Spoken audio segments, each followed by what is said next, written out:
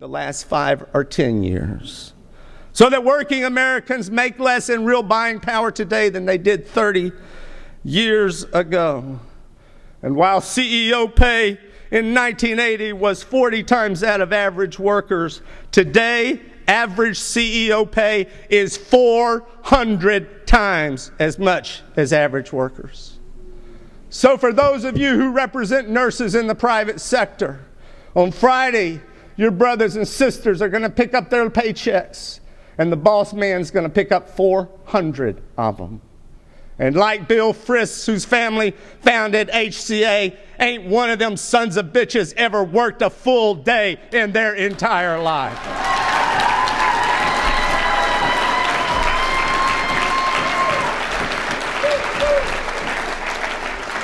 Excuse my language, sisters and brothers, but they are bastards.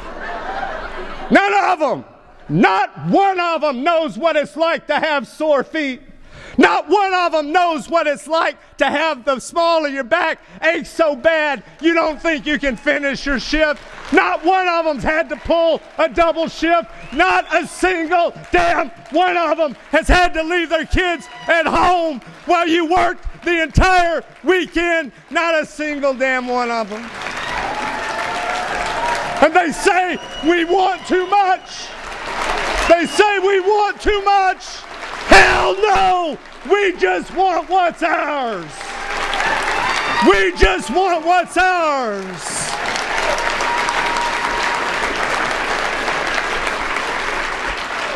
We just want what's ours. If you go to the scriptures, it's very simple. Now, Roseanne, I'm going off course.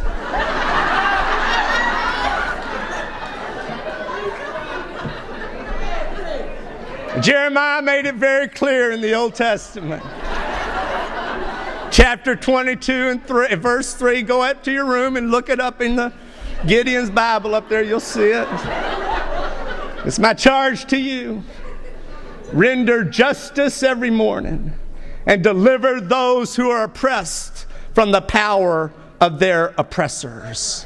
Brothers and sisters, we got a lot of delivering to do, and it ain't just babies.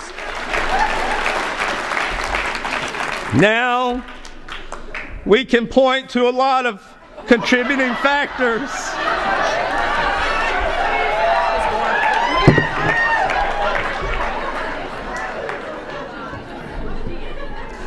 We can point to a lot of contributing factors, but the single most important factor in what's happened to working Americans in these last 30 years is that American workers have lost any effective freedom to form unions and bargain collectively.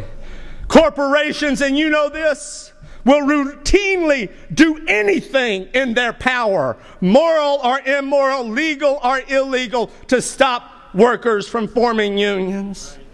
The National Labor Relations Board, Bob Stroop, will tell you that every year upwards of 30,000 workers are illegally punished for exercising supposedly legally protected union activity. That every year for the last 15 years, more than 20,000 workers in America have been illegally punished for exercising legally protected union activity.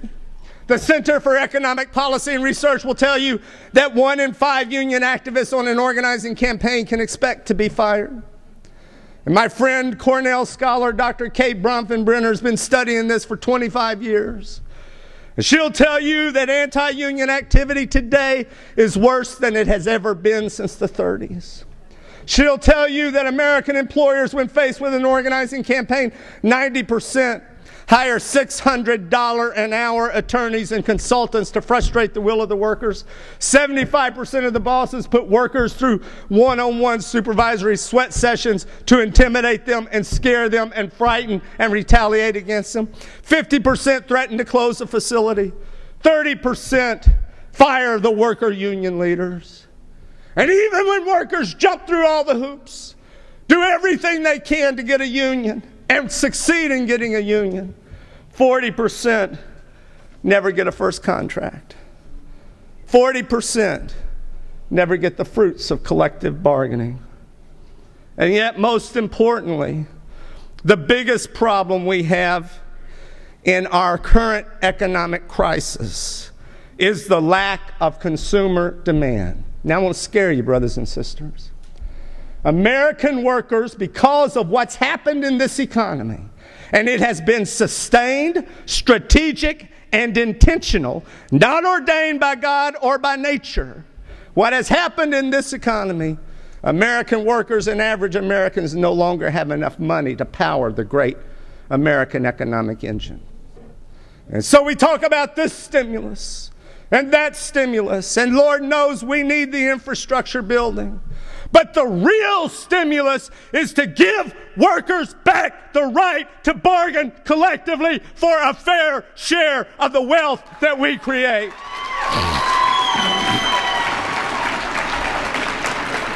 That's the real economic stimulus. That's the one that will work. The campaign to pass simple, commonsensical legislation called the Employee Free Choice Act. The Employee Free Choice Act will do three simple things to restore to workers in the private sector the freedom to form unions and bargain collectively. One, real penalties when employers violate the law. The National Labor Relations Act is the only federal law I know of where there is no real penalties for its violation. For 95% of all violations of the act, the only penalty is supposed to notice saying the boss won't do it again. Even if you go, and then they violate that. Even if you go so far as to fire a worker, the only penalty after 3 or 4 years of appeals is to put that worker back to work with back pay, minus what she made on another job to keep her family fed and housed. That's no penalty. So the Employee Free Choice Act says 3 things. 1, every unfair labor practice, civil fines of up to $20,000, boss man. 2, fire somebody for union activity, triple damage back pay.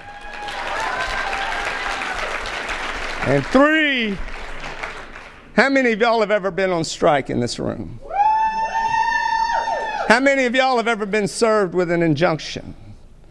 You know, the county sheriff's deputy or the police rolls up and says, well, there's only supposed to be 3 on this picket line and there's 6. This is an injunction.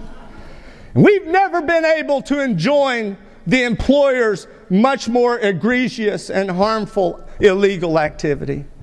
So the Employee Free Choice Act says if they can enjoin us, we can enjoin them. And the day after they fire that worker, we go get an injunction and walk her ass right back on the job. So real penalties. 2, that's 1, 2, 3 commonsensical, simple things. 2, no more running from the union. Boss man, you got 90 days after the workers form a union to get to a first contract, to get to a first agreement. Plenty of enough time. If you get to it in 90 days, then either side can seek mediation from the Federal Mediation Conciliation Service. If you can't do it, get it with mediation, then we're going to arbitrate that contract, and a contract will be imposed for those workers who formed a union.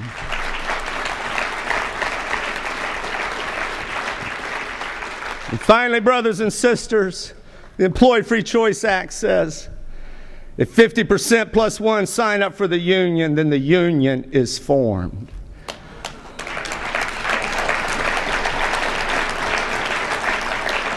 If my brothers and sisters, look at it this way. If your brother or your sister, your son or your daughter, if their signature is good enough to get them sent to Iraq or Afghanistan, it ought to be damn well good enough to get them a union.